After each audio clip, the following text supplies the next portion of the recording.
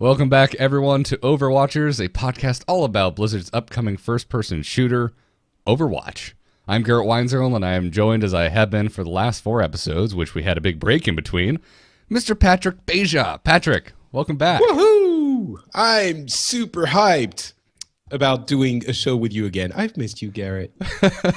Are you going to just go right into, I would have been more hyped if it weren't for the unfortunate beta announcement? Possibly, yeah. I mean, that was the little bit of a letdown, I have to say. I was really hoping against hope and reality and my, expectations for Blizzard schedules that the beta would be announced for a little bit earlier than fall. Because honestly, what does fall even mean? Fall is September to November. Yeah, I was about to say, it means a massive chunk of months that are not anytime soon. And no, none of them. I mean, you look at each of those months, and each time you're like, wait, September, is that anytime soon? No. October, is that anytime soon? No. November, maybe. No. And I mean, depending on the region of the earth and the cultural habits that you're looking at, actually, fall goes all the way to December 21st in some regions. So it could be that they're actually telling us it's just going to be the latest it could be with this date, quote unquote, of fall would be December 21st. So really, they're telling us it won't be out until the end of the year, possibly. So yeah. That was a little bit I was about to say, saying fall is the most like PC way you can say by the end of the year.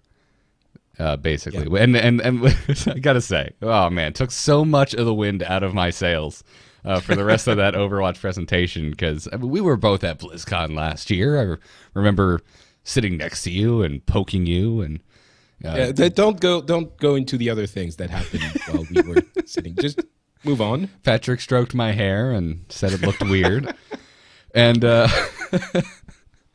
and we sat there and we watched Jeff Kaplan lie to our faces and say it's coming sooner than you think. And I believed him like an idiot, like a battered girlfriend of the boyfriend Blizzard. I believed him. Well, okay, let's put things in perspective a little bit. Or battered boyfriend of the girlfriend Blizzard. Let's not be sexist here. Yeah, that's true.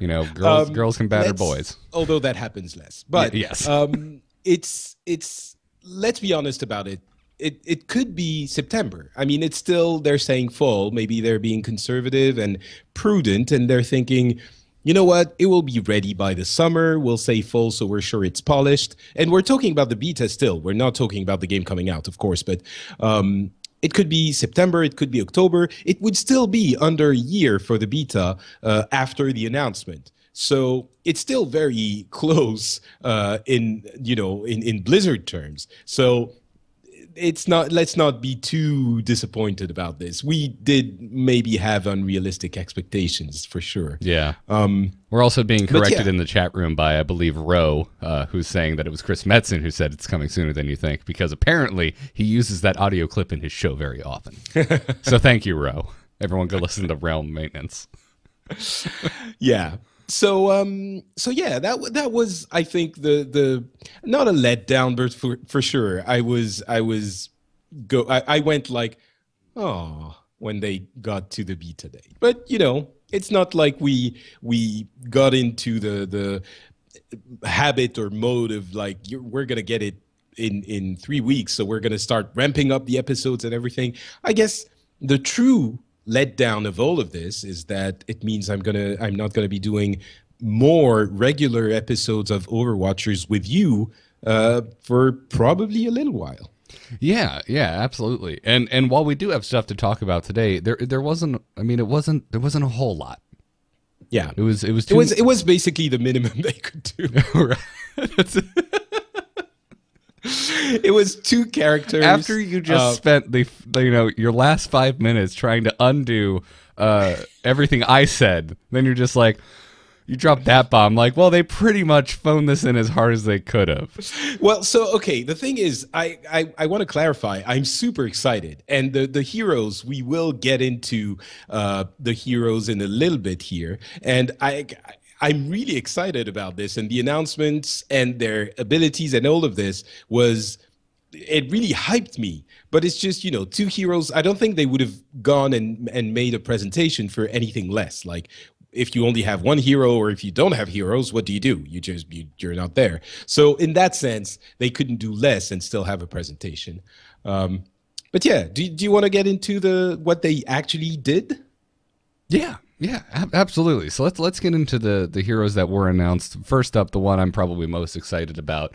Sorry. Just before you do that, I guess we're going to go over the heroes first. But if you're interested in the game in general, we do have a lot of additional information, and mostly what happened during the Blizzard event that happened right before PAX.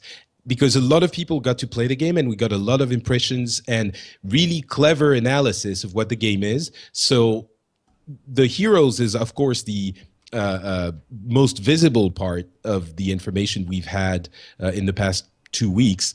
But there's also super interesting stuff that's coming afterwards. So just so you know, it's not all about the heroes. Gotcha. Yeah, you're referencing. They had a bunch of media guests and players of similar FPSs. Kind of. Yeah. Well, they brought them to Blizzard HQ and let them play the game for quite a while. And they had really interesting stuff to say. But you know what? F it. Let's talk about it now. You want to? Yeah, why not? We're already discussing it, so why not? And I actually just watched one of these videos that was about impressions. Apparently, I guess they didn't let anyone who attended this record their gameplay. So there are videos up, but it's more about impressions. But you actually linked in the show notes one from Star, and I think his impressions were great. I recommend everyone go check this out. We're gonna have a link to it in the show notes over at amove.tv/Overwatchers. But yeah, it was funny because he kept the thing that I took away that I thoroughly enjoyed, because I'm honestly just sick of hearing it at this point, is that the game is nothing like Team Fortress 2. Like, yeah, I think they really had from a communications perspective, they really wanted to get people who are very familiar with the competition. Chief among them is Team Fortress 2, of course, or maybe not even the competition, but the game that it's most compared to. So they got players who are very much into FPSs in general, Team Fortress 2 in particular, and Counter-Strike and all of that. And I think there are a couple of impressions that are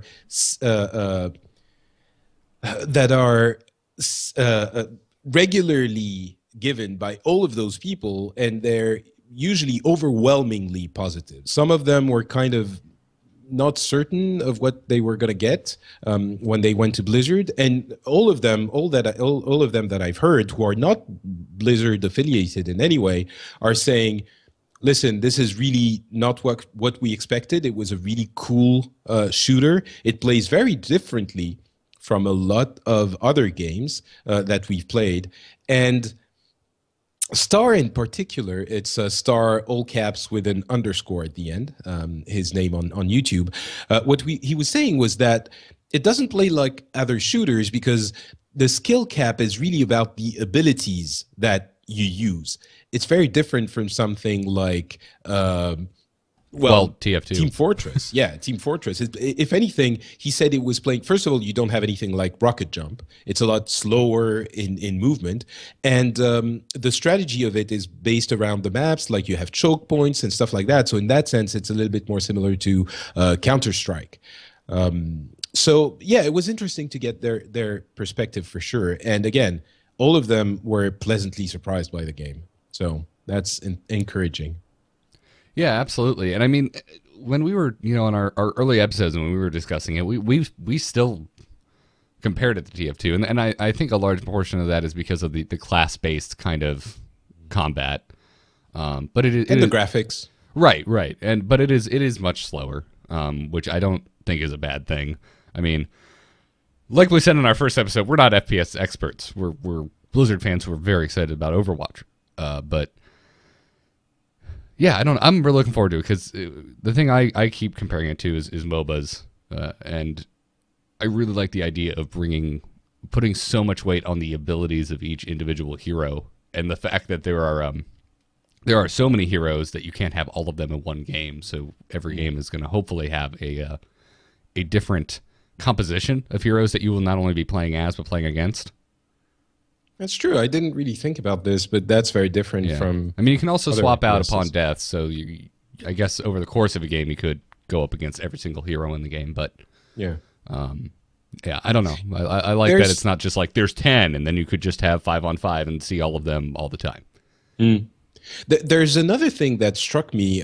We've been seeing a lot about the Unreal Tournament 2015 fan community remake thing that they're remaking on the Unreal Engine 4. And that, put me back in front of the Unreal Tournament gameplay style. And I don't know if any of you guys listening have ever played Unreal Tournament, but that thing is lightning speed. It's impossible to, well, it's not impossible to follow, but it's really all about how quickly you get your reticle from one place to the next. It's hyper active.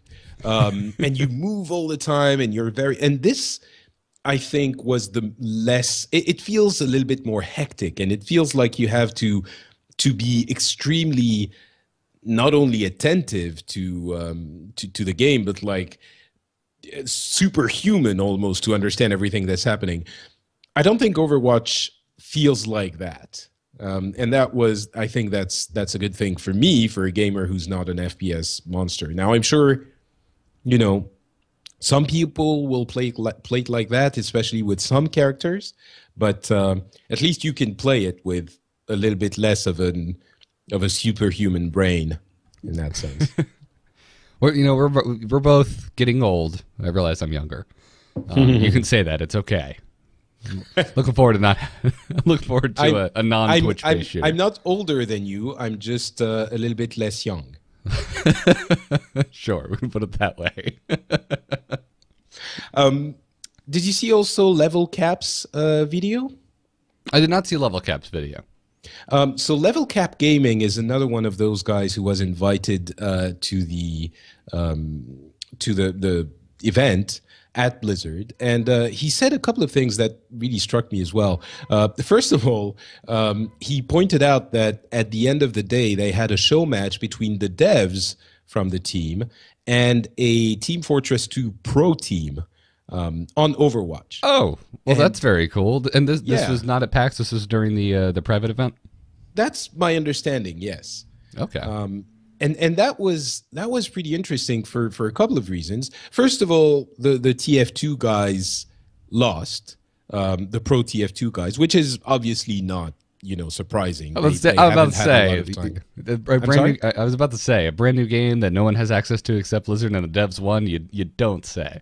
Exactly. Yeah. I mean, it's not the fact that they lost quite, which is that interesting. It's the fact that the devs won, which actually interests me because they've never played the game, but they're still super expert TF2 players and FPS experts. So it does mean that the devs do have a serious level of engagement with their game, and they play it a lot, and they have, it's not like we develop it and then the other guys on the side, the testers, play it. So I thought that was an interesting tidbit.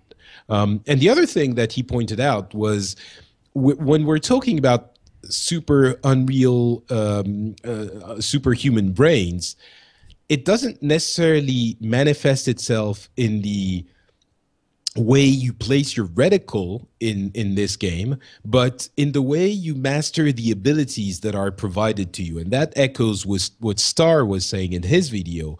One example Level Cap was giving was one of the crazy combos that he saw. I think it was a dev who made it. He was playing Widowmaker, which, as you know, has a grappling hook that allows her to zip to almost any location in the game.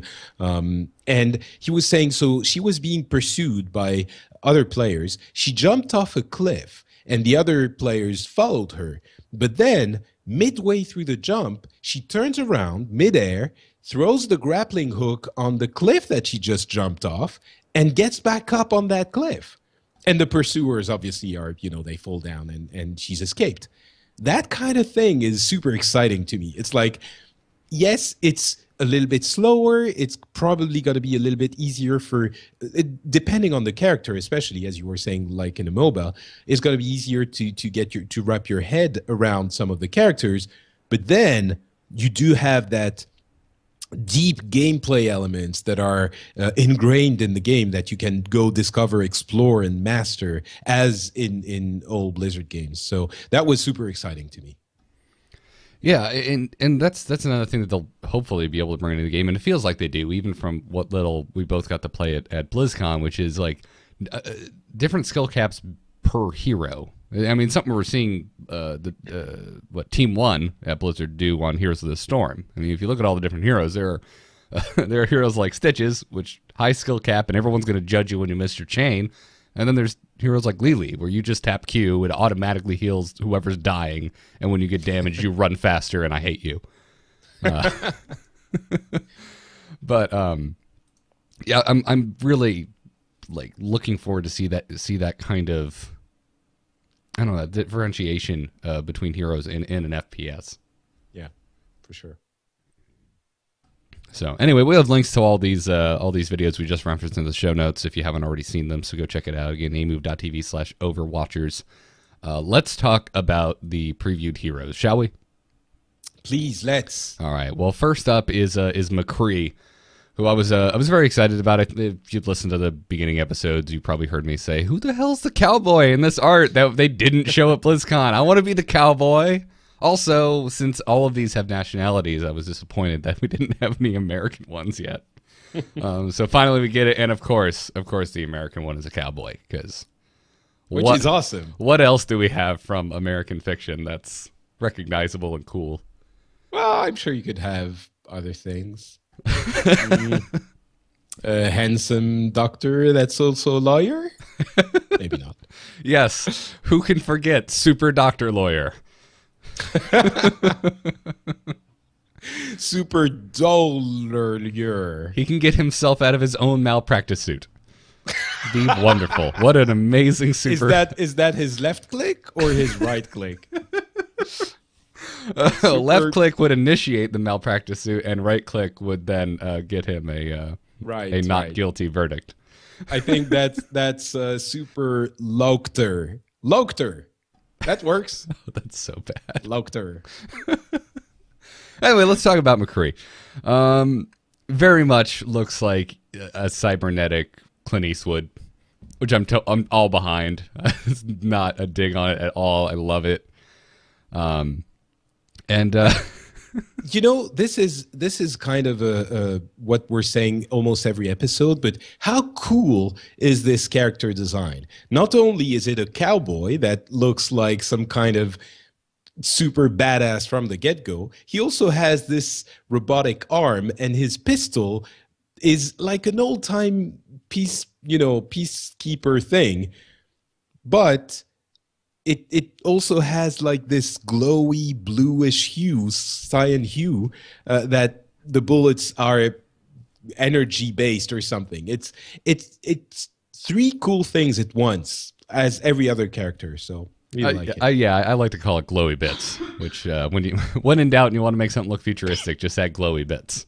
Yeah, exactly. But no, it's totally in line with Overwatch's kind of visual rules. So you can't just have a cowboy; it has to be future cowboy. Yeah, but it works, and it's not as cheesy as it sounds. And it's not just future cowboy that then isn't a cowboy anymore because it's futuristic. He still very much looks like he's out of a Sergio Leone movie. So anyway, I like him. Yeah, absolutely. He just wields one Peacekeeper revolver. So left click is just a normal single shot. You're limited to how many rounds are in the chamber. The right click, though, it fans the hammer on the revolver and just empties whatever else is remaining in the gun, which I love. I'm probably most excited to play McCree. Apparently, he's very slow moving though, which surprised me because I assumed if he's the high damage character that they were discussing, that he'd be a little quicker on his feet. But it seems like since his shift ability is a roll, which also instantly reloads your gun while you're rolling, that it's more about kind of, I don't know, picking your position wisely and then using that role to kind of get you out of issues. Well, it seems the short to mid-range damage, especially on the right-click ability, the hammer fan ability, does insane damage. So, yeah, he's not going to... I think, again, another YouTuber, Ziggy D, was saying that he is a very tactical, very high-skill character, and he's almost like a sniper, surprisingly, because lining up the reticle with the gun is not super easy, and you have to do it very precisely. So it's almost a sniper rather than a super quick on his feet tracer type character. Yeah, nice. Okay, I'm really down with that. So. He can also stun folks. He has a flashbang on his E ability, which gives a blinding / stun grenade. It has a very small radius, so I guess you can hit more than one enemy. Although the video that was shown, they only showed it working on a single hero. But it does say on the official site that it has a small radius, which again brings my brain back to this like MOBA zone where if a hero has a stun, that's a huge thing, and then it makes me wonder, well, are there any abilities in Overwatch that are channeled, and would the stun then interrupt that channeled ability, which would then make McCree's utility very strong? Well, you have the answer to that question in Ziggy D's video again. He does say it interrupts other skills like Death Blossom. That is awesome. From Reaper. And makes me want to play McCree even more. I think it's going to be a little bit frustrating for people because the cowboy is a type of character people are going to be drawn, beginners especially, and it doesn't seem like it's an easy character at all. I mean, interrupting the Death Blossom is a super cool concept, but getting in close enough that you're going to be able to get that flashbang on Reaper as he's doing it, I think is going to result in a lot of dead McCrees. Yeah, but yeah, you're. We'll see. Yeah, the fact that you can even do that. You seem confused. No, I'm just thinking. I'm just like running. I'm like, yeah, but it's worth the risk, because then you get to be like, hey guys, who interrupted Reaper being the most awesome thing in the game. Yeah, that was me with my little flashbang. Fair enough. Let's talk about. I'm sorry, I'm a little bit sick. I keep coughing. I apologize. That's all right. I'm still getting over whatever I had last week and robbed everyone of a Angry Chicken episode. So where we can be sick together, Patrick. Let's talk about it's like it's BlizzCon all over again. Well, I got sick after BlizzCon. I don't know about you, but let's talk about Deadeye, which is his ultimate ability. It is channeled. So there's this kind of calm before the storm moment where you activate it. You basically hear the whistle from the good and the bad, the ugly. It's changed slightly for copyright reasons, I'm sure. And also a tumbleweed appears, which is now the coolest thing in the game. Reaper's Death Blossom is no longer the coolest thing in the game. Summoning a tumbleweed is. Yeah, I agree. But in this, when you start it, you start locking on to everyone who is in range and in line of sight. And then when that lock-on moment is over, you shoot them all and just one-shot kill them. Which I have seen likened to the smart pistol in Titanfall a little bit, but it's not quite the same. And you can't use it all the time. It's your ultimate, so this is going to incur a cooldown. And it is also a lot slower. It takes, I guess, 3 seconds to lock on, whereas the smart pistol, you have to get people in the reticle, in the very large reticle of the smart pistol, and it locks on immediately. Whereas this, the entire screen is your lock-on stuff, and it takes 3-4 seconds. Yeah, which maybe 2. Yeah, and if you go watch the official video from Blizzard, you know, it's just showing off the moves, so the targets are standing still, and I'm watching them, so I'm like, this is a lifetime. There's no way you're going to get 3 kills with this thing. Like, if you get more than 1 kill with this, you're gonna feel like a badass because 3 seconds to lock on, everyone's just gonna run and hide. Well, so yes, but the thing is, everyone does hear the sound that it does when they're in the area. So if they're paying attention, they're probably going to run for sure. But it's also, if you're well placed and they can't see you, they don't know exactly where you are. And if you have, like, you know, if you use it at the right time when everyone's trying to defend the payload or close to the payload and the zone is relatively open, then you can just, I think you can do it pretty well. The other thing is that I thought was super cool. Time slows down for you as McCree when you're doing it. So the characters that you're locking on don't move when you're doing it, except they're only not moving for you. Oh, I was about to say, I was like, sees you slowing down, and they can move as they please. So the balance, I think, doesn't come from the fact that they can run and hide, although they can do that for sure. But the balance comes from the fact that they hear the thing or they see the tumbleweed or whatever, and they turn around and shoot you in the head. But still, they only have 3 seconds to do that. I don't think everyone's going to be able to do it. So I think it's a very clever way of getting you in the shoes of in the boots of that cowboy who does that high noon thing where you're slowing everything down and you're like, I'm looking at you, and boom, boom, boom, and still keeping it not, you know, freezing the whole game every time that happens for everyone else. Oh, so, right. I was about to say, I was like, I don't know how correct that slow time is, Patrick, because there's no way they could do that because everyone else would have to slow down and they would never do that to the game. But if it, it's just for him. It's basically he just can't see anymore, or he sees a frozen frame of what he was just looking at. That's the genius of it. You're like, of course, in every single multiplayer game, you would have loved to have a slow down, a slow time ability. And you never know how to do it because you can't slow time for everyone. Well, just do it for the guy who's slowing time. And, and it's so I'm more guessing of a vulnerability than it is a help. Yeah. And although if they get out of your line of sight, they're still in your line of sight on your screen, but then they shouldn't be hit. So what happens? Maybe the reticle disappears or something like that? I would assume that when you come back out of it, everything speeds up to what just happened or something to that effect where you're aware of what they have to make you aware of why you missed. Yeah. That's true.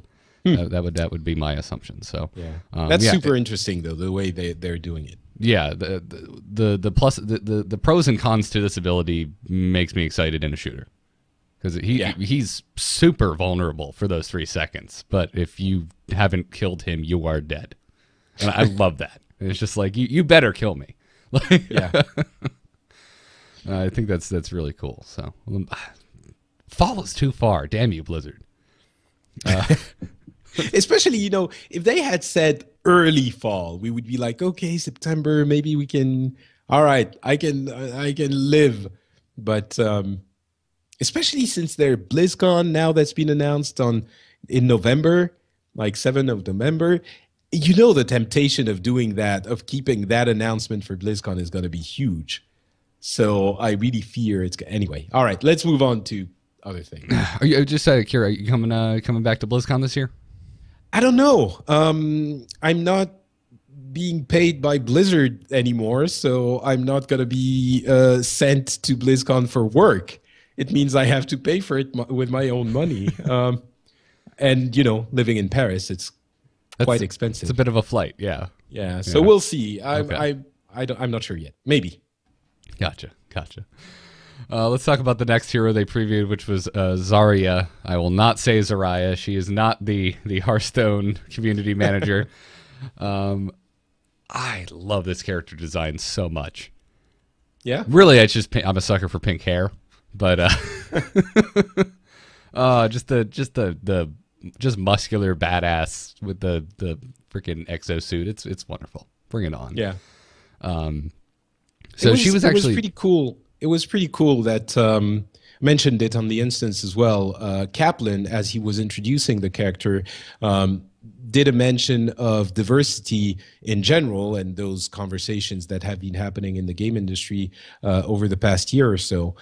He mentioned this, and he also mentioned different body types. And he said, we want a female tank, and it makes sense to have a character that is butch, like she's very butch. And I think it was cool that he mentioned it, because it also showed that you don't have to make an entire controversy of these things. It's just cool. We have a badass, cool looking, awesome to play character. And she happens to be a woman, and she happens to be butch. That's it. Yeah. We're done. So I like that. I would not. And she is cool. Oh, yeah. I wouldn't want to meet her in a dark alley. I think it would go badly. Unless she, maybe she's just super nice. She'd just be like, well, let me escort you out of this dark alley, puny human, before you get stabbed. Probably. So she's got this huge particle cannon that she wields very much like Jesse Ventura and his minigun from Predator, which I'm a big sucker for that archetype. I guess Chris Metzen mentioned that she just straight up, quote, ripped it off a passing vehicle. Yeah, it was off a tank. I like this. She used to be a bodybuilder in Russia. She's Russian. And she rips it off a tank. And she doesn't really have the body of a bodybuilder. She has the body of a giant, I don't know, something that's a Hulk. A brick shit house. It's okay. You can say basically. It. So yeah, she ripped it off a tank or something. Yeah. Which I love that whole concept. So this particle cannon is actually pretty short range. That's your left click ability. It's just this kind of channeled beam weapon, and it goes out in a short range. There's a way you can actually increase it. We'll talk about it in a second. The right click on the particle cannon fires an explosive charge, and it has an arc like a mortar. Yeah, it feels like a grenade somehow, something like that. A little bit. It reminds me kind of the fuel rod cannon from Halo, but that actually had a small heat-seeking ability to it as well. But if you fired it blindly, it had kind of it like arced downwards. It was affected by gravity, and that's very much kind of how this explosive charge fires. But then there's the shift ability, which is a barrier. They call it the particle barrier, and so if you hit shift, it's going to be this personal bubble shield that appears just around you as Zarya, and it absorbs shots. And while it's absorbing any of these things that hit your barrier, it's actually strengthening your particle cannon. So the beam, it gets wider and it hits harder. Oh, does it get wider? It increases the width. I don't believe it increases the range, but it increases the width and it increases the damage.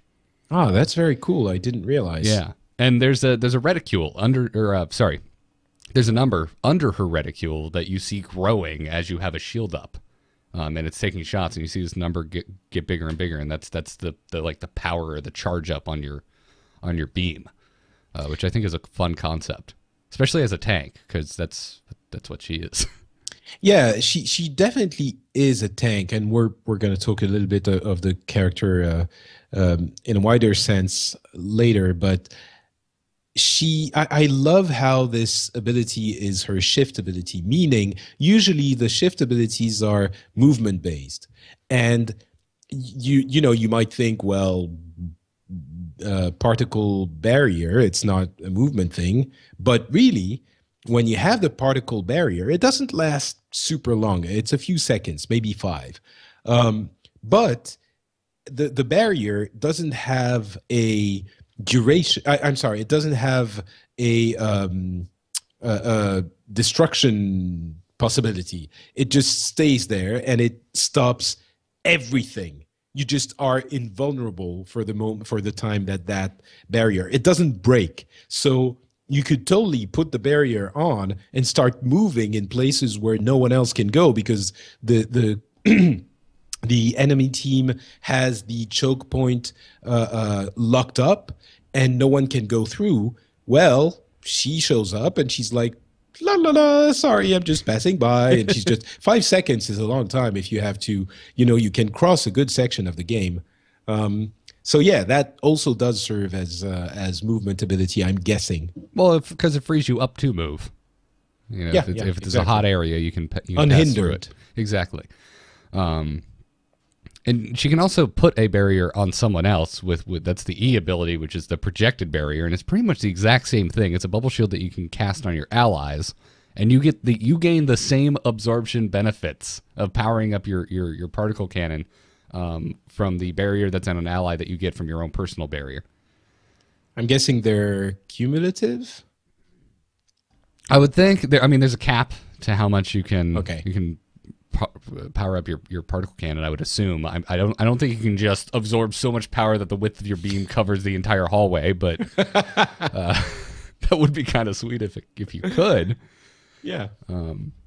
But I like this. I like the idea of a tank who generally you're the one taking the shots, but you're also you're contributing and protecting your fellow teammates. And I think that's where the strategy for this character comes up. Again, keeping the principle by Star, which I think is going to be one of the principle in Overwatch from now on, which is the level cap is skill-based. The Star principle says level cap is ability-based, rather. So in keeping with the Star principle, you could have a choke point with a small hallway and completely keep it by yourself, with yourself and a friend, and alternate the particle barrier on you and the projected barrier on them, and sort of keep, since the cooldown are relatively short on both of those, you could basically hold a point with just two people pretty effectively, I think. Yeah, and that's where my brain goes all the time with this game. Like I keep comparing it to MOBAs, and that's a thing that, because it's a lot of times when I play Heroes, it's just me and like Kyle, like a friend. I so seldomly get into the perfect storm where 4 of my other friends are on and we get a full pre-made and we go in. So I'm always thinking about, well, what are 2 characters that just go well together, so we can get in, we can stick together, and we can be badasses. And I'm totally having the same like little plans in my head going off about Overwatch, and that excites me because it's not something I think about in other shooters. A lot of I used to play a lot of Halo, and it was, I'd stick with my friend, but we were pretty much the same dude. So looking forward to it. And also now I would just want to make like a big mitigation team. I want everyone on the team to be able to mitigate damage in some way. Like I want to throw Zenyatta in there with his healing orbs, and get Zarya in there with the bubble shields, and just you can't kill any of us. So I want to try a team that's nothing but damage mitigation. Well, and then you're not doing any damage. Well, it's war of attrition. We'll win. It's fine. Oh yeah, sure. Fair enough. Got an email to my Heroes show last week where a person wrote in and were like, "Yeah, we were just bored, so we did an all support team and we crushed. We just destroyed. Every single one of them played support." I love hearing those kind of stories, and it looks like you'll be able to do that kind of silliness in Overwatch. I'm so looking forward to this, to hearing, in the same way that you hear about the weird decks that you do in Hearthstone, where you just try something different and see how it goes. I'm really looking forward to hearing about the weird teams in Overwatch. We're getting to a point now. How many characters is it? 12? We're getting to a point where you can get weird combinations, and I'm hoping that we're going to see, I don't know, twice as many characters in the game once it launches, so that you really can, unleash your creativity in the choices you make for the characters on your team. Yeah, it looks like 14, by the way. I'm sorry? 14? Looks like 14 heroes, yeah. With the addition of McCree and Zarya, it's up to 14 now. Okay, cool. And the ultimate. Oh, yeah. Sorry, we haven't even discussed her ultimate, which I'm very excited for. Graviton Surge. It's a gravity bomb, which they call it a gravity bomb. That's, I feel like, is a little misleading. But it's you throw this thing out, and it just pulls all of the enemies in the area into it. And it looks like, from the video, that it has a sizable radius. And they are stuck in this thing, and it looks like it sucks to be stuck in, because you're taking damage while you're doing it. And I can only imagine that having multiple people grouped up in the same small area, that using your right click to shoot those explosive charges, it's just going to be devastating. And on top of that, if you have any teammates with you, it's just a kill zone.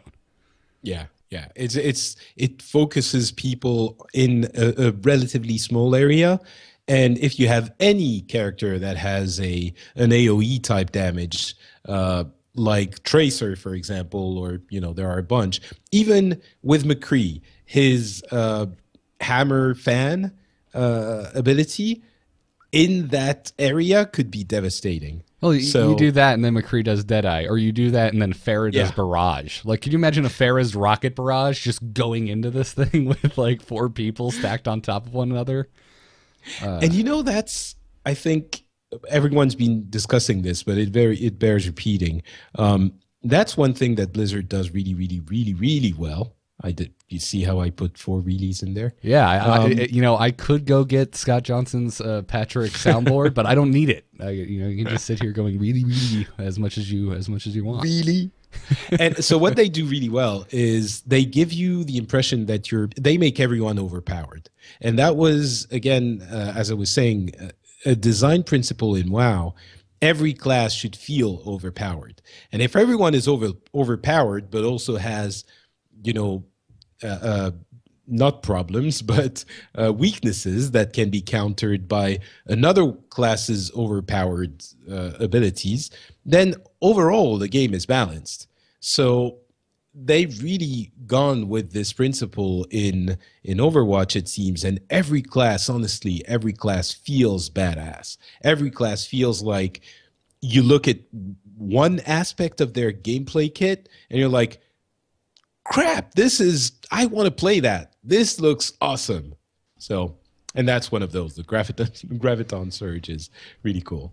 Yeah, absolutely. I mean, it's like that point where you're watching your favorite Marvel movie and 2 superheroes face off against each other. You know their powers, and you know this is going to be badass. And Blizzard games kind of give you that feeling, which is something I love. It's something I get from playing WoW for almost the entire length of its existence. It's just like when I face off against a rogue, I know exactly what's in his tool belt. Like, yeah, and I know what's in mine, and we're gonna go at it, and it's gonna be a battle of epic proportions. And everyone on the outside is just going to see some lame little character and numbers popping up above their head. But in my head, this is like a battle for the century. So, they also previewed a new Battleground, or I guess they're just calling them maps. Battleground is Heroes, whatever. Blizzard keep making me learn new terminology when you could just pick because one map has never been heard about before. Yeah, it's like you refuse to call Heroes a MOBA, even though it is, but you really want us to learn the term Hero Brawler. Thanks, Blizzard. It's called Watchpoint Gibraltar. It is built into the actual rock of Gibraltar, as the name would indicate. And it's another payload map, which I heard a lot of complaining about payload maps going on over on the instance last week. What's up with that, Patrick? I don't know. I think payload maps are cool. So the problem, well, not problem. The thing is, I'm really hoping for great things for the maps. I'm really hoping that the different objectives are almost a character of their own. That we're going to see a variety of types of gameplays depending on the maps. So it was a little bit disappointing to have a payload map, which it's not, the other 2 maps we've seen at BlizzCon. One was a defend map, and another one was a mixed payload and defend map. So here we just have a mechanic we essentially already know, and that's why I was a little bit iffy on the map. I mean, I'm sure it's cool. It's just I'm hoping we see the same kind of different things that we have in Heroes in Overwatch. Maybe that's not feasible, and from a game design point of view, it would make it too complicated to balance, or I don't know. But it's just I'm holding out hope for that. Well, yeah, I'd love to see. I'm on the same board as you. I would love to see some kind of map where you collect things and then you construct some kind of boss-like creature that one player gets to control. And then well, maybe not as similar, but maybe, yeah. Why not? I mean, Yeah, no, you're right. Why not? It's something that's great, and especially on Watchpoint Gibraltar, they have all this lore behind it, where it's like, this is a former Overwatch secret base, and this is where Winston, the moon monkey or ape, because gorillas aren't monkeys, currently lives, and he's trying to reactivate a communications array. Why couldn't he be working on a mech? Because that would be so much more badass than escorting a glorified minecart. Totally agree. So, I'm not sure. We'll have to see what it is, but yeah, it's a payload map, and if you want to hear about those, we talked about it in the older episodes. We're not really going to get into it now because it's pretty much the same, but it's obviously going to be a different layout. The folks that got a chance to play it, at PAX and at the private showing at Blizzard, apparently the map is very, very vertical. A lot of verticality to the map, and that's very much intentional because, as we've seen with so many of these heroes, the mobility allows them to move vertically, so it allows you to kind of really take advantage of that tool set. So yeah, that was certainly something we noticed at BlizzCon as well. Because of all of the movement abilities, the game is vertical as a whole. Maybe this one was even more vertical, but it is definitely vertical, and it allows for a type of movement that we maybe haven't seen in. Well, there are some vertical games for sure. Maybe I'm not being accurate here, but it feels more vertical than the average FPS for sure. Yeah. I've, again, played a lot of Halo. Once they added jetpacks, man, there was some vertical levels in there. It's fun. There's another thing I really liked in the presentation of that map. It's how they indicate to the player what the map is and what it does in the presentation and in the design of the map itself. It's silly and it's a small thing, but you have the glowing path, like you do in a plane or something like that, that shows what the payload, where the payload is going. And it's a small thing, but it's a design element that helps new players to understand immediately what that map is about. Because for someone who's not a huge FPS fan, the map geography is super confusing. It takes, I know it takes everyone a while to understand maps and to know the maps well enough that they're going to know where people are and where people camp and all of that. But integrating the basic elements and objectives of the map inside the map of the design of the map itself, I think is really helpful for new players. Yeah, no, I'm right there with you. It's something I've been really enjoying about Blizzard games lately, because I've noticed the same thing in Heroes and in Hearthstone. Hearthstone is getting more complicated now that time's going on, but they've seemed to put time and energy into making it accessible to new players. I think I read an interview somewhere that said when the phone version comes out for Hearthstone, not Overwatch, for Hearthstone. Oh man, that would be terrible. They're gonna possibly change the introductory experience, the tutorial, to get people more familiar with the game. So maybe that will change things. that'd be interesting. That'd be cool if they updated it constantly with the shifting meta. And now you will fight a Zulok, and now you will fight a Miracle Rogue. Oh, Miracle Rogue is out. Okay, now you will fight an Oil Rogue.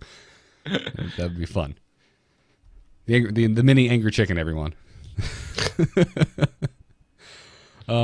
Last thing I wanted to touch on was that there was a Q&A at PAX that was not broadcast. But the folks over at overking.com got to attend, and they wrote down a lot of the highlights from it. And there's actually a really good roundup of everything that happened at PAX over at overking.com. So go check that out if you want. So real quick, I just want to run down some of these highlights because I found them interesting. And also, as someone who's not a hardcore FPS fan, I'm surprised these questions were asked. And then I realized, oh yeah, it's clearly not my scene. So first off, the field of vision is not going to be adjustable, which is how much you can see as a player from your first person view. So it's going to be locked, and you can't adjust it. So the angle, usually in other FPSs, you can adjust the angle of your FOV. It does create a sort of imbalance between the people who know you can adjust this, who can see like, it's basically they have a wide angle lens on their screen, and the people who don't. And it's one more thing to worry about. I'm not sure. It's not because it's something that's traditionally been possible in most FPSs. It doesn't mean that it should be in Overwatch. For one, I'm not going to miss it. Yeah, it's something I don't usually think about. And also, I don't really think about this, but this was also asked, and you're not going to be able to turn off your hand or your gun models, which I understand the benefit that would give you. Again, more screen space where you can see what's going on as opposed to your own hand, which isn't all that helpful. But they said that's not something that they're going to be dealing with. It was asked if the quick melee abilities that all the characters have do the same amount of damage, and the answer is yes. Same amount of damage for all the quick melee abilities. Then there's plenty of special melee abilities, like obviously Reinhardt's hammer swing, gonna do more damage. Yeah, for sure. That, I think, is something that could potentially change. It feels like it could be an easy way of balancing close-range characters, if needs be. But yeah, but I feel like if you're a close-range character, you have other abilities that are unique to you that are going to do more damage. Yeah, that's true. I mean, and they certainly don't want to make the game into get close enough to knife someone, and that's how the right. game is And you so. know that your knife does more damage than their knife, for example. I mean, in this case, a lot of times it's like pistol whipping and whatnot. But yeah. Apparently, the game is built on a custom proprietary engine that was made specifically for it. They still haven't named it. I'm always amazed at who creates their own engine anymore. It's like Blizzard is the answer. Yeah, well, I think Ubisoft does it as well. Oh, you're right. I mean, but they reuse it for. There are lots of companies that do, but the things like the Unreal Engine and Unity, and I mean, Hearthstone uses Unity, so I know it's the one game that doesn't at Blizzard, but it always feels to me, when you talk about third-party middleware, it always feels to me like a very strong argument for it is, if you're going to build a chair, you're not going to be building the hammer to build the chair. You just, you build a chair, and you just go and get some wood, you buy a hammer, and you build the chair. Yeah, exactly. And you buy a good quality hammer that you know is going to do the thing and that you need, and you build the chair. So when a company actually creates the tool that they need to create the game, it makes me always think of that, middle-aged, very wise artisan that is like this woodworking. I imagine basically Mark Spagnolo in 30 years. And he's like, he loves his craft so much that he even goes and, melts the metal to create his own hammer to have it just right so that it does what he needs it to do. Well, I got into smithing so that I could be better at woodworking. I built my own forge, and I made my own chisels. And, there you go. You're a real artisan artist, Garrett. I like the idea that Mark Spagnola would become a hobbyist to smithing, so he could become an even more professional woodworker. That's what it makes me think of. That's funny. Also, names for Overwatch for the engine. I think them saying that it's still unnamed is basically a call to the community to come up with a name for the engine. So you're putting me on the spot and making me come up with engine names, exactly. Even though you clearly don't have one yourself, Patrick. No, I don't. But we could try and come up with one. Chat room, come up with a name. I would like to call it Macaque, based after the apes that apparently live on the Rock of Gibraltar in real life. That works. There you go, Macaque. There you go. Excellent. Or you could call it Vestigial Tail, because they have those. Monkeys and apes creep me out. I don't like them. The muskrat engine, says Tandagosa. Why the muskrat engine? Well, as I asked the chat for room, a name. where there's a delightful delay, and I will not get a speedy response. TF3 engine. That works too, Spaz Wesley. They could call it R.I.P. Titan. Oh, that's mean. Especially since Titan. Yeah. Oh, right, Titan. I thought about Titanfall. No, And no, Titanfall is still going. I was talking about the game Right. this is clearly the remains of. Right. All right, let's move on. Yeah. Also from the Q&A, Capture the Flag came up, and apparently Capture the Flag maps have been very problematic to develop due to how many abilities are based around movement in this game. And they even made the example of, well, what if Tracer has the flag and she can just teleport forward and just get away unscathed? Yeah, that would be a nightmare to balance. I can see how maybe they're going to find a way to do it. Maybe you can have I think it's Advanced Warfare. When you don't have a flag, you actually have to kick a ball somehow. Like you don't carry the flag, you just push it around or something. Yeah, well, or maybe you do carry the flag. I'm mistaken. I mean, but maybe they would find a way. Well, I mean, look at World of Warcraft. If you blink as a mage, you drop the flag. Yeah, but then the blink is a defining characteristic of the mage, but it's not the only. It's not 30%, 50% of what he does. Yeah, I guess that's a good point. And it doesn't drop the flag if you blink. It drops it if you ice block. Oh, that's what it is. I'm sorry, Yeah. not blink. Yeah, because that's infuriating when mages do that. I'm sorry. But the point I was trying to make is there are abilities that you can use in WoW that makes you drop the flag. But then in the essence of keeping it easy to understand and noob friendly, that adds a whole nother layer of stuff. Well, I got to go look up and I'm going to flash. Yeah, but even more than that, all of the characters have super powerful melee abilities that movement abilities. So you would basically, in that mode, if that was the path you would go, you'd cut off like a third of the game. So yeah, no, you're right, and I totally get it. They it's problematic. I'm not sure how I would fix that. Yeah, but I'd like to say, I don't know. Capture the Flag's never been my favorite game tab anyway. I'll totally live without it. I've always preferred like King of the Hill or multiple Kings of the Hill. What the hell is it called in Call of Duty with the multiple capture points, A, B, and C? It's Domination? Domination. Is it? That is without a doubt my favorite mode in any shooter.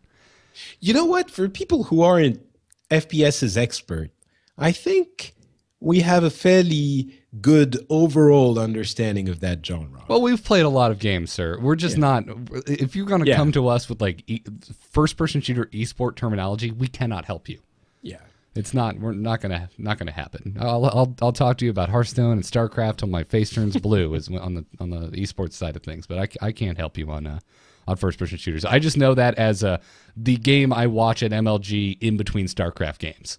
It's like, oh, Halo's going on. Okay, I'll watch that. All right. That is awesome. All right. Man, these guys are so much better than me. And back to Teja. Here we go. Not that I don't enjoy. I love me a good game of Halo. It's just never been like my competitive game of choice. Sure. So, finally, they definitely see the speaking of esports, the game's esports potential further down the road, and they're obviously going to encourage and support it. I have a feeling they're going to do what they always do as Blizzard, which is say that it's more up to the community to kind of nurture and support it than it is to them. Though we now have professional leagues sponsored by Blizzard for StarCraft, Hearthstone, and World of Warcraft, so I wouldn't be surprised to see down the road an official Overwatch league. Yeah, I think I mean, Kaplan did seem to be a little bit more willing or understanding of the fact that Overwatch would have an esports scene more than the Team 5 guys were when Hearthstone was being released. For Hearthstone, maybe it was because it was a smaller team, but they were really saying, let's see what the company makes of what the community makes of this. We don't want to, think it's going to be an esports thing before they actually tell us. Here, Kaplan seemed to be saying that he was, expecting that it would probably have some sort of presence in the esports scene. Yeah. And it looks like they're going to give us the important thing are having the tools to actually make Overwatch content and cast live games, and there's already an observer mode for it. That was another thing that was brought up over on Overking, was that they got to go see a new, I believe, live shoutcasted match between the devs, on the new map, Watchpoint Gibraltar. So there is an observer mode. It is functioning, and from what they said, it sounds like it's very similar to what we saw in the pre-recorded casted match at BlizzCon.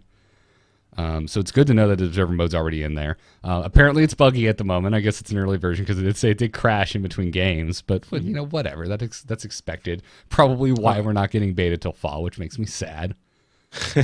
I don't know about you, but I would gladly play a very buggy version of this game right now. I don't care if it crashes. Of course, everyone thinks they would. And I'm sure most people probably would be okay with it, but still, it is frustrating when, it's super fun for the first 3 days. And then if the game crashes, first of all, we don't know what state the game really is in.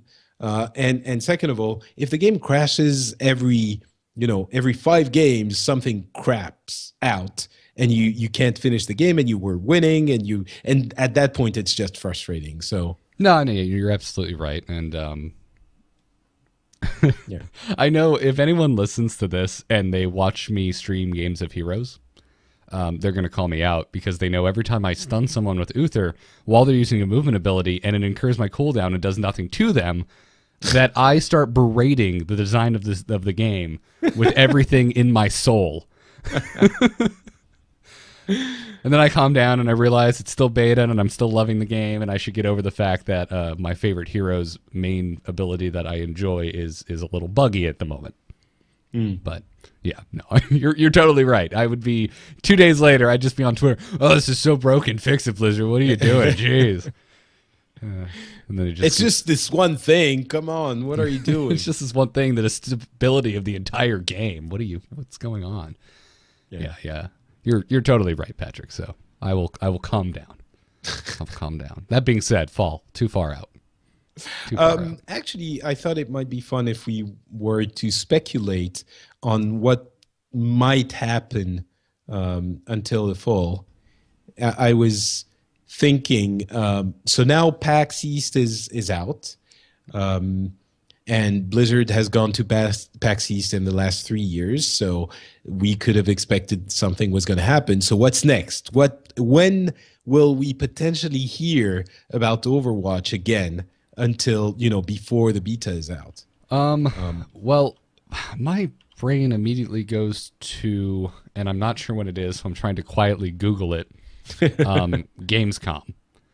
Because that's usually the next event where Blizzard has anything of interest to say.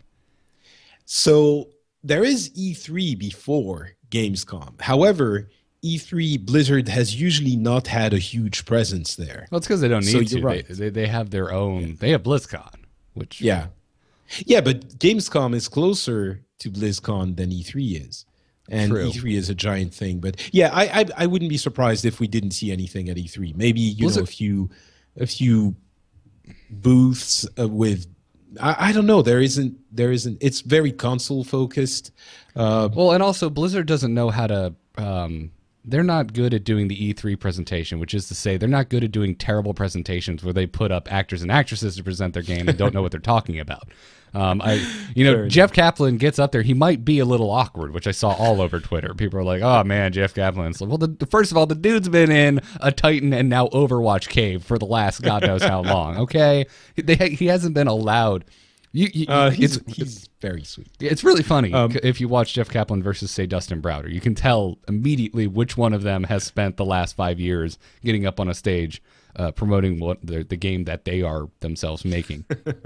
But I mean, they could, in theory, go to at the time frame of E3 and rent a smaller space and get people. But I mean, there's too much competition. It's too big. I don't see them doing anything at E3. Gamescom, however, they've done multiple announcements at Gamescom over the years. I know Gamescom, from personal experience, is usually an important milestone for Blizzard as it relates to the European community. So possibly we could see Gamescom being the next milestone for Overwatch with new character announcements and additional details before the release of the beta, possibly at BlizzCon. That's the timeline I would see there. So Gamescom in August, BlizzCon in November. Gamescom would be more info. BlizzCon would be the beta.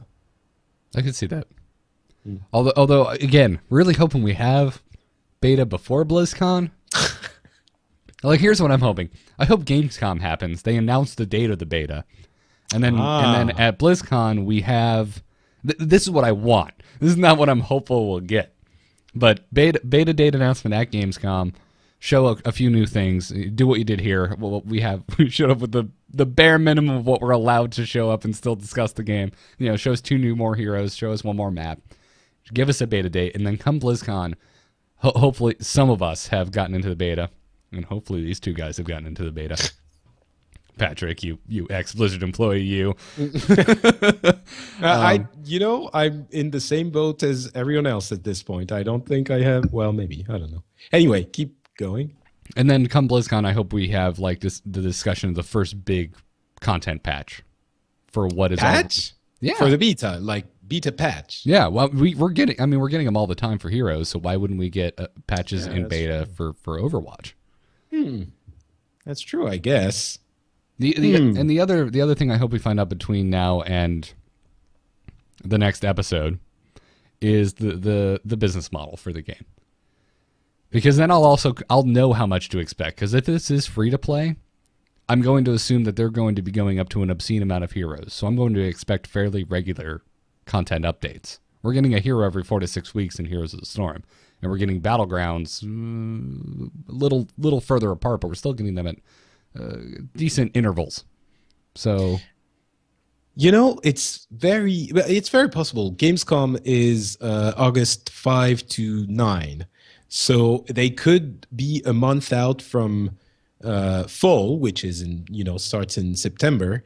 They could say beta in about a month.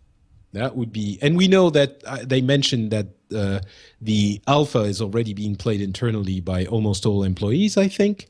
Don't quote me on this, but so it wouldn't be that unbelievable that they would be ready around summertime. So maybe. And regarding the business model, I was sure they had already decided, but again at PAX, Kaplan insisted that they weren't sure yet. They were still thinking about it. And for some, I tend to believe him. I'm sure they have ideas and suggestions, and maybe they're leaning towards something rather than another one. Right, but that's not something Blizzard's going to get up and announce. Hey guys, we are leaning towards this. Yeah, they're never going to do that. They're never going to give you something that you think is a fact, so that they want wiggle room, But I'm going more and more towards the idea that I think a free-to-play game, with the assurances that Blizzard knows how to manage a free-to-play game so that it doesn't feel unfair or overly taxing in a monetary way, I'm thinking I would prefer it to be free-to-play, because you can then, you don't have to spend $60 plus expansions, because they're going to be putting out additional content regularly. So it's not like it's $60 and you're done forever. But you get the liberty of playing a little bit and then buying the hero you like. And as you were saying, almost sure that you're going to get more heroes coming down the line. I don't know if it would be, one every 6 months. Maybe Overwatch doesn't lend itself to that kind of model, where maybe you would need to get one hero every 3 months or maybe longer. But I think it would be a lot cooler for it to have that perspective of many, many, many heroes, and the ability to just pick and choose the ones you like, and just have that mystery of, if I want to, I like that hero. If I want to go play it, I have to grind my gold to get it, or just shell out a little bit of money. And ultimately, probably you can get, a good amount of game for the amount you would have paid for the entire thing, but you have more options. I don't know. It's weird. I would never have thought 2 years ago that I would tell you, I think this might be better as a free-to-play game. Like, actually better than a pay-to-play game. And I never thought that I'd be telling you, yes, I agree, please do that. Really? So you're on board with No, I am on board. I mean, really, historically, I hate free to play. I despise Everyone it. does. Everything about it is just terrible. But except, like Dota just does only cosmetic things, which is that's because literally the best business model in the history of anything, and but that's not going to happen here. And makes me stare at Heroes, which I love and play way more of than Dota, and just go, why couldn't you just have taken the high road? But alas, for like the life of a game, and for someone who I really enjoy constant iteration and new things, you get more of that. Even if it's smaller, I prefer smaller and more frequent than large and large spaces of time in between. So, yeah, it just makes it more active of a scene. I mean, look at a game like Hearthstone, which again, the business model works perfectly and everything, but there are new things happening very often on Hearthstone. And the other thing would be World of Warcraft, but it's because you have patches coming all the time, and they're not going to be putting out free patches if you don't have a subscription. It's not like even Diablo, which has also does have patches all the time. They're not as substantial, not as content heavy as the ones you see for World of Warcraft, because you have that influx of money of the subscription. And I really don't see Overwatch being a subscription based. No, God, suicide. No, absolutely not. That would I don't see anything ever again being subscription based unless you were insane. Yeah. Unless you really, really want to struggle getting your game off the ground. Sure. But yeah, no, I agree. I keep looking to Heroes of the Storm, because it makes the most sense in my head, and as you guys have noticed, I'm clearly biased in how I compare this game to a MOBA. It's where my brain space is at the most. I'm constantly thinking about the hero compositions and all that kind of stuff. But I also think the business model makes the most sense, even though, again, I prefer Dotas where everything is free. But if you want to make your dude shinier, you can pay to do that. That's just not going to happen. I don't expect it to, and they need to make money. So I would, and even. Sorry. I don't know. I would like them to kind of lean on the Heroes model a little bit. Although we've heard nothing about skins, and that was actually in the Q&A as well, which was that they're saying they're not saying there aren't skins. They like the idea, but it's not something they've really approached yet. Yeah, and I think if they go the free-to-play route, skins is an obvious, very obvious way of making additional things to sell. I'm wondering, in Dota 2, can you play all the characters immediately, or do you still need to grind some in-game currency to buy them? You can play every single hero in the game immediately. Oh, okay. It's so daunting as a new player. Yeah, it's kind of, well, there are ways to gate that if you want to. But. Yeah, but it's no, you could over 100 heroes. You get in the game and you are the exact same playing field as everyone else. Interesting. There are still so many questions. Oh yeah, exactly. For me, the business model is a big thing, because then once I know the business model, that will kind of infer a lot of the other things I'll expect from the game. Mostly how quick they'll be iterating, but time will tell. And if you take one thing away from this episode, it's that we are impatient bastards. And we're going to have to learn to be patient. Patrick's going there. Speak for yourself. You're the impatient one. Me? No. I'm saying you're saying that to me. Speak for yourself, Garrett. You little impatient jerk. I think that's a fine place to end this episode. What do you think? Any closing thoughts? No, I think we've gone over everything we could. And Kakiduk is saying, a new drinking game. Drink when Patrick says really. You'll die. Don't do it. Do not do it. Everyone says really. I just say really. Folks do the same thing for me, because I say anywho a lot, and they're just like, yeah, drink anytime Garrett says anywho. And it's like, no, you will die. Don't do it, please. Please don't do it. Also, if you live where I do, it's 9 a.m. Why are you drinking? I mean, unless you're in college, because I've been there. I think we covered pretty much everything. It's a good roundup of all of the new information we went through. I got the impression there were slight changes in the UI. It felt like the shields were colored red when they were enemy shields, and they were still blue when they were your shields. But I'm not sure that was even new or if it was the case. But there were a bunch of other UI things, but it was tiny. And I think we've been talking about this for almost an hour and a half, so people can probably want to get on with other things. Yeah, so I think we're good. Yeah, absolutely.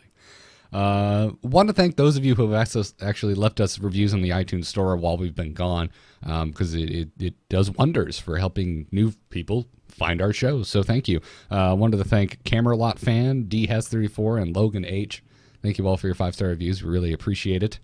I do like one person who wrote, "This game will be awesome. This podcast already is," and I'm like, you got me right in the heart. That is a super cool review. I love it. Thank you. Who was it? I don't have it up at the moment. I just remember it and it's stuck in my head. So I apologize. Okay, you have to find it. We have to give them credit.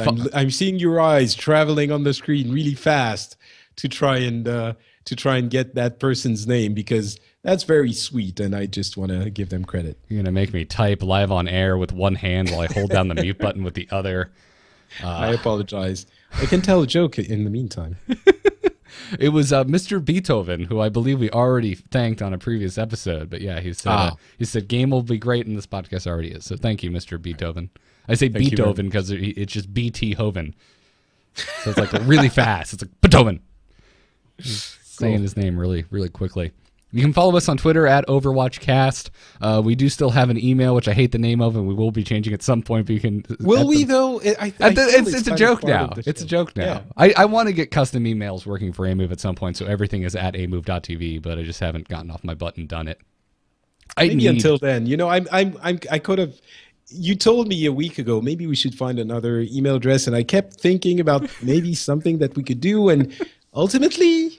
You know what? It's now become a thing. I got used to it. We just have to stick with it. Yeah, it's mailoverwatchers@gmail.com. MAIL. Mail as in mailing a parcel, not the gender. Overwatchers@gmail.com.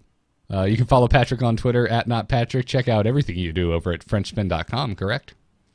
Yeah, we actually have an episode of Pixels where we discuss a bunch of gaming stuff, including a very interesting take on Steam machines and Steam VR, and VR in general, actually, with Jeff Canada and James Bartolomeo. I would really encourage you to listen to that if you like my banter. It was really interesting. So FrenchSpin.com, the show is called Pixels. You want to hear a real quick fun kind of anecdote? I'm a big. No, I'm good, thank you. Oh, okay, fine. Well, I'm going to tell you anyway. I enjoy myself some Jeff Canada podcasting. I had no idea until very recently that he did anything game related. To me, he was the Slash Film guy. I know him from the Slash Film cast, which I love to pieces. I had no clue he did video game podcasts. He should pimp his stuff more. I've been following Jeff since the olden days of the Totally Rad Show. And I transitioned into Weekend Confirmed that he did with Garnet Lee, and now DLC is really enjoyable as well with Christian Spicer.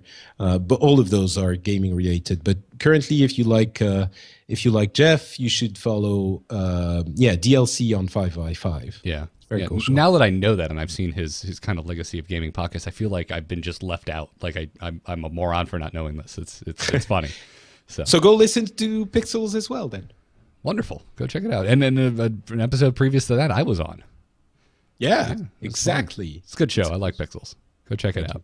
You can follow me on Twitter @GarrettArch. You can find every show that I do over at amove.tv. That's amove.tv. I still get folks tweeting at me, I just figured out what A-Move is referencing. It's referencing Attack Move from real-time strategy games. So there you go. There you go, folks. I'll just define it here for you. Check it out there, and we will see you hopefully sooner than later for the next episode of Overwatchers. Good luck and have fun. Bye.